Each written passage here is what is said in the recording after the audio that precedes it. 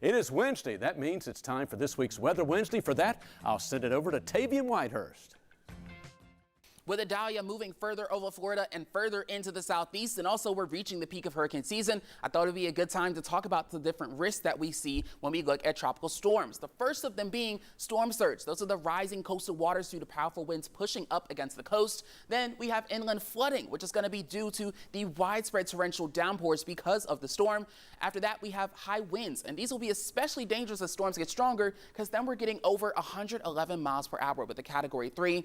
Some of them can even spawn tornadoes, which generally appear in the rain bands away from the eye of the storm. And then also rip currents, because even if the storm itself is far away from the coastline, it could still make those waters choppy and dangerous even for strong swimmers. And so storm surge and flooding are going to be the number 1 and 2 threats, because they don't even necessarily depend on the strength of the storm, just the speed and the size of it as it's moving across its area.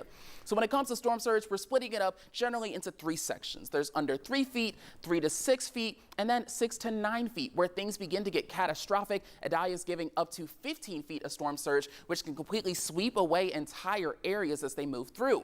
Then the Saffir-Simpson scale, which is what we use to determine the strength, is going to be based on wind speed. Now, Category 1 is keeping things on the minimal end, maybe some frame damage and down branches. Category 2, it becomes more extensive. And then once we get into Category 3, that's when we're talking power lines down, trees snapped off, and Categories 4 and 5 are especially catastrophic. That's when we see extreme home damage, high storm surge, things getting completely blown away, and neighborhoods being leveled. So just make sure you're playing it safe and keeping alert as we get through the rest of this hurricane season.